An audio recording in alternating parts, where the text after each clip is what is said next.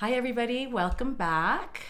I am here with a friend. Like I've said to you in the past, I go to support meetings and groups and et cetera, and I meet amazing people that have loved ones that have an addiction problem. And I've met many warriors in the last while. And today I'd like to introduce you Tara Lee, who is a warrior. So Tara Lee, if you want to just share a little bit about what you've gone through. Sure. Just want to thank you first for having me. My pleasure. Thanks for sharing. Yeah. And that's another thing. A lot of people don't share, and that's what we're doing because of people that don't share, and I understand why, and it's all good. And in time, we hope and pray that you get to a point where you can share and get that support you need. So fighting the stigma. And this is my soul sister here who is on the same page. So I'm Tara Lee. My spouse is an addict. We've been together for 14 years next year, and he's been an addict for about 16 to 18 years, on and off throughout our tenure. And this year, unfortunately, or I should say fortunately, relapsed and finally gave in, surrendered, went to rehab, and so far so good. We are doing well this year. Yay. And I want to just interject. Part of recovery is relapse. It happens. And it sucks and we hate it and you just want to... Yeah. But on a good note, because of his last relapse, he's been recovered for how long now? He is over 11 months at this point, and we're headed towards his 1 year. Oh my, I got goosebumps when you said that. Yeah. I get goosebumps every time because that's amazing, and that's what we all strive for. So, as the loved one, I'm sure there have been many challenges. I've shared a lot of my challenges, and maybe you could, if you're good with it, share some of your challenges, and maybe people that are watching, if you have any words of advice, if they're in the same boat. Yeah. I think for me, when he went to rehab this year, and he came out, I was a mess of feelings. I was happy. I was proud. I was scared. I was worried. I was still reliving past traumas and worries that he was relapsing or lying, and I was at the point where I was such a mixture of all these feelings that it was really taking a toll on my mental health. And I seeked out support groups so that I could get help for myself. And it's probably the best thing I've done because with him in recovery, although I'm not the addict, I'm also in recovery. Amen. And they've heard that. Yeah. We are in recovery just the same as they are in recovery. Yeah. And, I talk about self-care, and that is one of the things that we talk about a lot in our groups. Yeah. And good for you. Yeah, it's changed my life. So it was, I think, July that I attended my first meeting, and my life is completely different. Nice. I was literally in the sense of losing my mind, and I came to my senses knowing that, what I was going through without any support was not good for my health, was not good for his health and his recovery, and was not good for us as a couple. Right.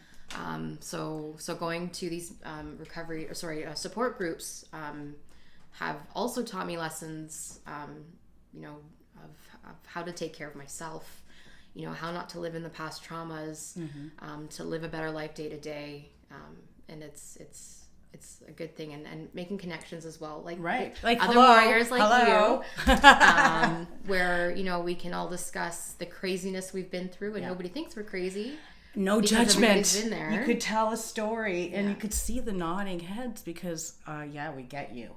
Hello. And nothing feels better than being able to unload and being understood, and not feeling crazy. And it's important that, if you are in a situation like this that's similar, find a group or find someone to talk to and get it out and share your story and start healing yourself. So if you are in the midst of taking care of a loved one, be it a child, a friend, a spouse, that you yourself are in a good mental state to be able to assist them the best that you can as well. Exactly. And, we say knowledge is power. And I know we actually did a course together, and that's why I call her my sister, my soul sister, because she gets it. She's educating herself, because I know for me, one of the biggest things was learning that addiction is a disease, and I didn't cause it, and I can't cure it, and I can't control it, and all those things. And that's what's helped me get through that knowledge. Oh yeah, there's definitely nights I've laid in bed, especially earlier on when I started going to the meetings, where that was my mantra in bed. You know, instead of being stressed out or worried about things that were not even happening, you know, the 3 C's have really helped me through this. Yeah. And getting out of your thoughts. Oh yeah. Because we create, and I've talked about this, worry is our knowledge, is our creation, our thoughts and what we create, and it's learning to stop those thoughts because we can't control it. And it's not a life to live, especially when you are, you know, inundated with those negative thoughts, when these negative situations aren't even really happening. It's not a way to live. No.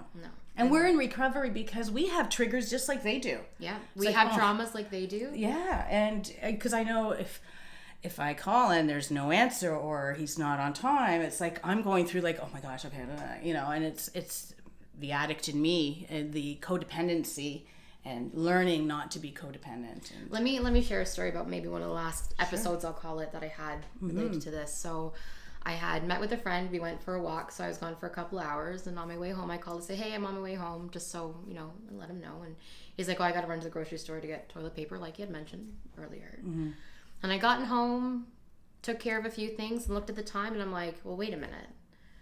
It should take him this long to get to the grocery store, this long to get the toilet paper, get back home. Like I'm doing all this math in my head. And then I'm like, oh, then it really starts racing, and I'm like, oh, is he using? Did he use his paycheck? You know, what if and this it's time? Going and going and going. And I'm like, what if this time's the last time, or I get something bad? And like, what if he dies? What am I gonna do with his tools? How do I tell his mom? And I'm losing my mind. Yeah. And I, you know, had started to teach myself, just give him 15 more minutes. Give him 15 more minutes before I pick up that phone and you know, ruin the day for everyone. So I sat there and waited, and of course I have all these bad thoughts in my head. And he came home fine and happy, and he popped the trunk open, and it was full of groceries. That's why he had taken longer. He wanted to make us dinner. Nice. So here I was losing my mind. Yeah. It just raced to all the most negative it could for absolutely no reason, and I couldn't do it anymore. Wow. And I was so happy that I also didn't pick up the phone to start reaming him out about how he's ruining our lives, and and that's not good for him in his recovery, because he himself is out there, you know, being an adult, getting groceries, trying to do something good. He doesn't need to get the negative feedback when he's doing something good, and I know that it would have impacted him. Oh, for sure. So part of this in the 3 C's is where I'm not going to have these episodes anymore, where I'm just going to let my mind race. I mean, understandably, because we have been through the traumas, but it was unnecessary, and I was so embarrassed with myself. No, but what a great learning experience, because that's another thing we say, there's no mistakes, there's just lessons. And how great that you were so aware enough to say, okay, I'm going to give him 15 more minutes. And understand that he was already in recovery for a while. So that's why I say we're in recovery, because we have those triggers. And Tara Lee, like I know with Ben, it's like if I can't get a hold of him, it takes me, I step back before I start messaging his dad or his uncle, because a lot of times it's like maybe he was on a video game and that's why I went to voicemail. So I've also learned, okay, you know, just breathe, Control Alt Delete all those negative thoughts and move forward. So wise woman, she has been educating herself. She goes to support groups. She's in her own recovery, and she's supporting her husband and not enabling. And he is 11 months going on the year anniversary. So excited. That is so, I get goosebumps every freaking time. And that's what we strive for. So, you know, where there is breath, there is hope. Always. Right? Tara Lee, thank you so much. I'm sure we'll do more of these. Of course. And I thank you all, and know that there is support out there for you.